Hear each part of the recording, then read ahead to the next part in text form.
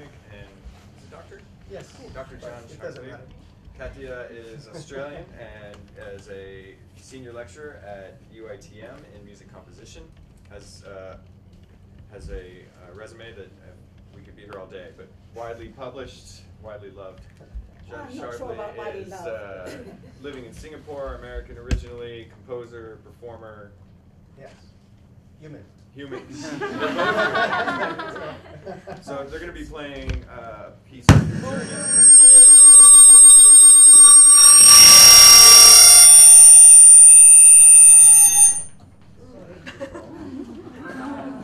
That's not it. And that was it.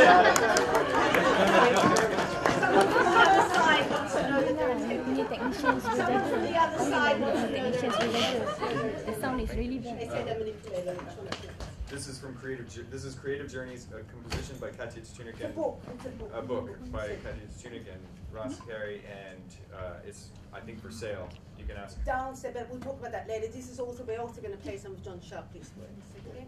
But we're going to open with a prayer, because I think all of us need some prayers. Should we go right into that? Yes.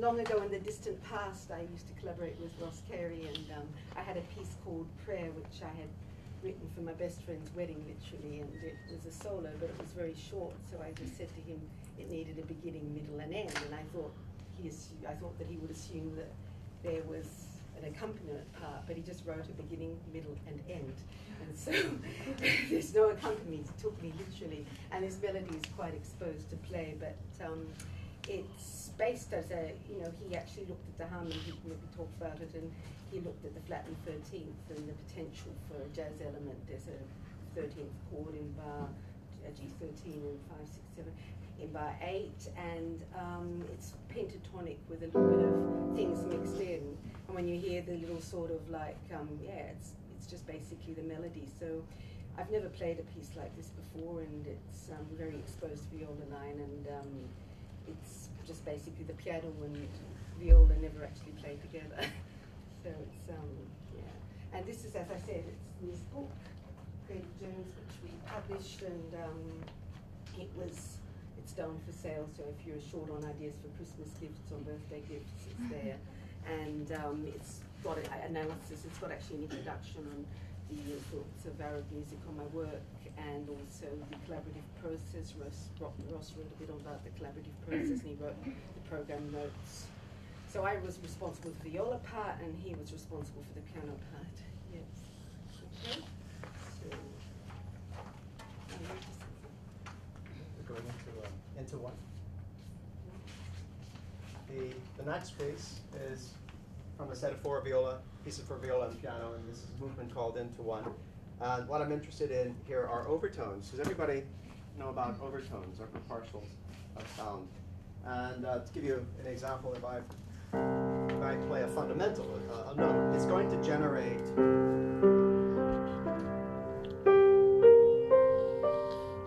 in fact, it will generate a series of notes ad infinitum, into infinity.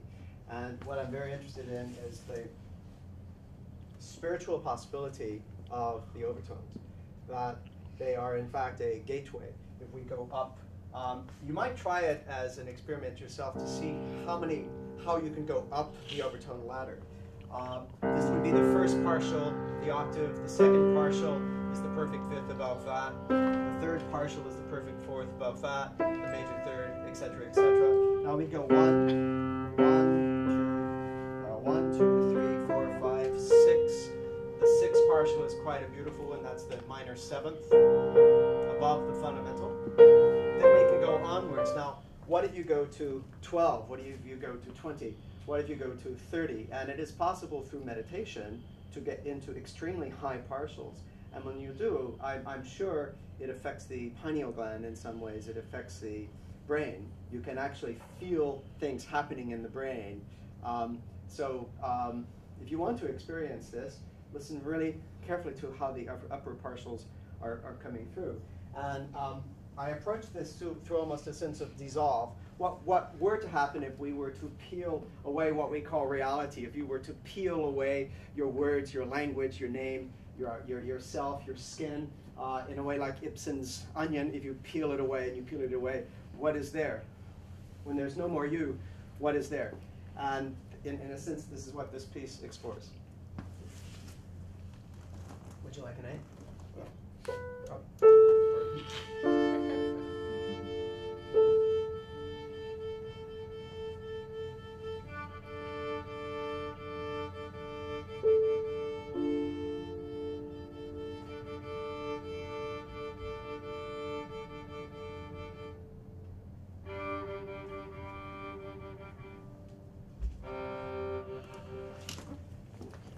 Open this just to hear. This is just for the overtones. So Again, this is a a very, very interesting experience for the viola. This is something, again, I've never played before. So interesting.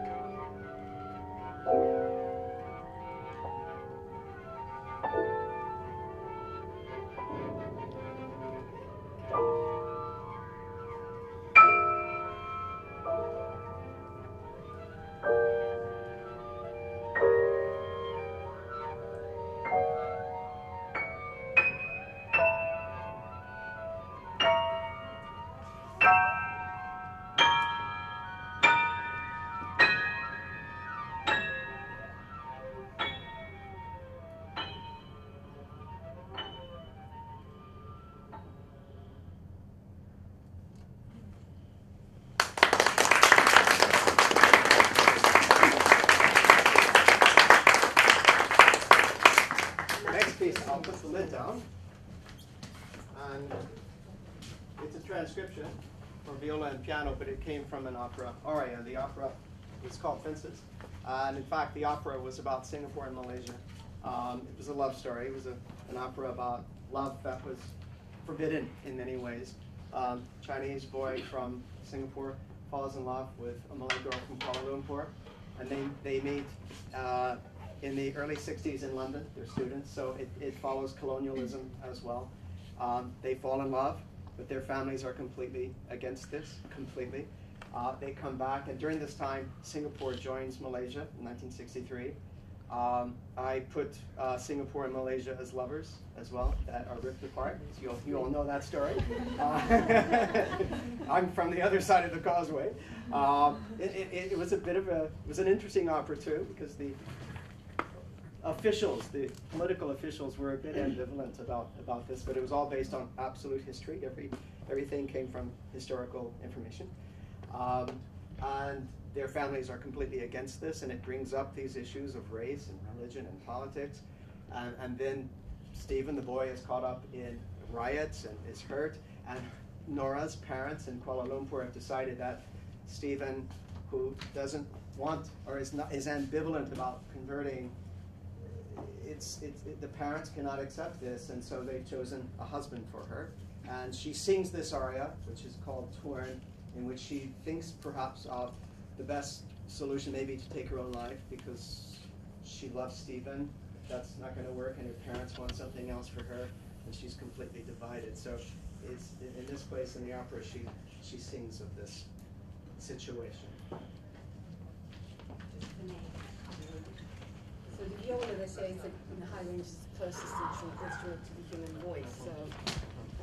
So think of Katia as Nora.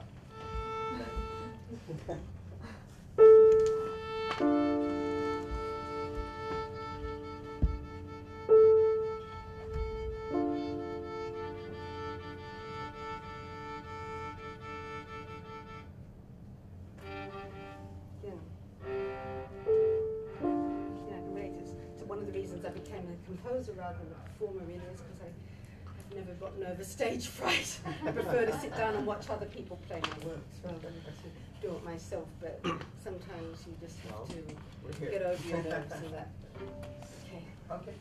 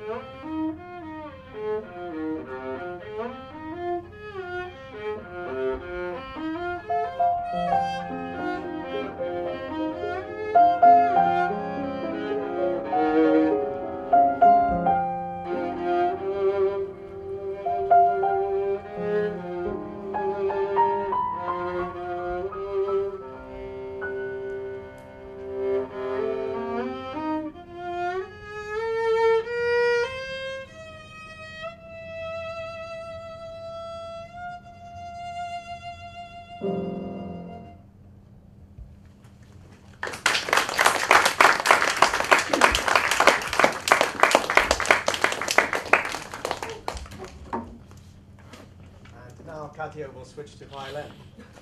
Oh, well, I started off with a violinist. I remember I started out, and I remember doing my 7th grade exam when I was 16, and then fate intervened, and I stopped playing for a while and changed to viola, but I still sometimes play the violin. This is again another piece. It has an interesting story. I wrote a piece called White Night after I went to St. Petersburg, because I was there during the summertime, and at St. Petersburg, because of its geographical location, in the summertime there's no night whatsoever, it's completely daylight. And the first time I went to St. Petersburg was in wintertime. It was to attend the premiere of my string quartet. That was 23rd of December, so they said my concert was on in the afternoon. I said, I hate afternoon concerts. They said, oh no, it's pitch black then, and it was dark. And so when I went in 2006, I was in the middle of June, the concert was on my older son's birthday, and I remember going to a cruise on the Neva, the river there, and it was about 1 o'clock in the morning, it was still very light, and I sort of almost had an epiphany, and I wrote a piece called White Night for viola, and it's been played like many violists around the world, and it's quite, as I said, it's a piece that has a life of its own, and it's always a, seems to be coming, especially in the US, it's almost become standard repertoire with among few players, friends of mine. So I actually decided to write a violin version of it, but because the violin has a different history and different character than viola, it needs to be more virtuosic. It just didn't seem to be complete as a violin solo. And it really needed something else. So I asked Ross, who I, as I said, in the distant past used to collaborate with. We actually wrote a book and everything. I asked him to write a piano part, because I said this isn't going to work as a violin solo because it doesn't have the same, it just wasn't virtuosic enough. It didn't have the same depth of resonance that the viola part did, and it didn't seem complete. So he actually wrote a very, quite a wonderful accompaniment to it, and it's actually, in a way, actually considerably lengthened the piece by doing so, and it's quite complex. Anyway, so then, as I said, this is the premiere of it, so we can talk about it. As I said, all of this is in the analysis, everything is in this book. So if you're short on ideas for birthday or Christmas gifts, so there's other publications of mine, including that string quartet. The 2006 performance of my string quartet, the Rimsky-Korsakov Quartet of St. Petersburg actually played it, and the 2006 recording is actually part of another book of mine called Mirage, and there's 2 others, so they're down there. Okay. I'm trying to put it off because I'm nervous about it. It's just my delay tactics. So just playing it away. I'm nervous about playing, so I'm trying to. These are the creative journeys, you see. Okay. This is a borrowed violin, so I don't have my own one.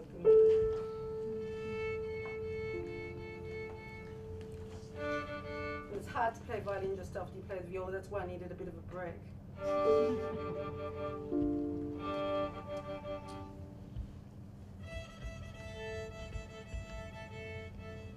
Okay. So I'm responsible for the violin part, and Ross over there is responsible for the piano part.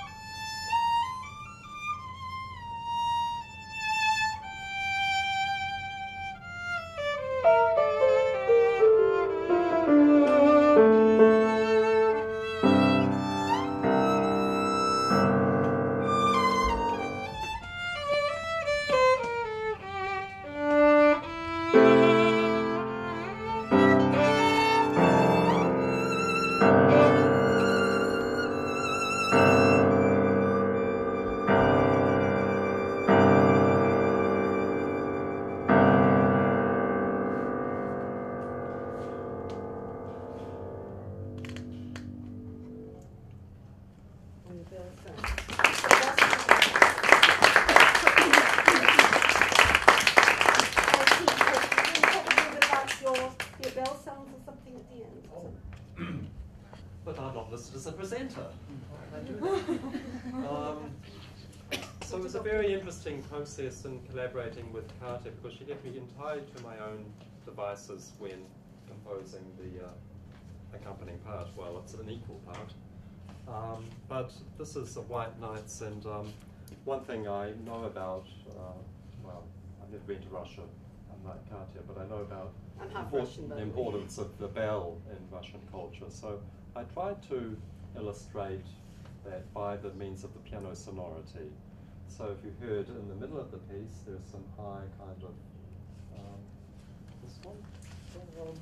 All of this is talked about. kind of like bell-like sounds, and then towards the end, the violin part gets progressively, well, it comes to a crescendo, then it dies out, but the piano part then, the bells are tolling underneath the violin as the violin fades away. So that was my idea. Yes, it actually works really well. It's the first time in my life I've never actually collaborated with anyone before, and I just felt that I've always written my own piano parts. In a compositional way. In a composition, I've never actually always written my own parts. I've always written my own piano parts. I've always written every instrumental part. But it started, as I said, because as you probably can tell, this violin solo is not virtuosic enough to stand on its own as a violin solo. It works very well as a viola solo. Hopefully, Violetta will play it sometime, and hopefully she will get this program and do it in a recital, and she'll probably do a much more, but so what confident job. But basically, as I said, it started with this feel complete, and then it, and then he did this wonderful accompaniment. Then I got una preghiera, which does work as a viola solo prayer, but it actually is too short, and so he added the beginning, middle, and end. Yes. And then we had another piece which I played yesterday, which does work as a viola solo. It's Al Hussar, and I just thought, well, even though it does work as a solo, because let's just put an accompaniment in to see, or not so much accompaniment, a piano part, and actually the piano part really, really extends the length and makes it. So in summary, I would say I'm so subtle. That really this uniqueness of three composers contributing to something, and metamorphoses of things, and transformations of things, and that it's not all so neat and clean, that in fact life is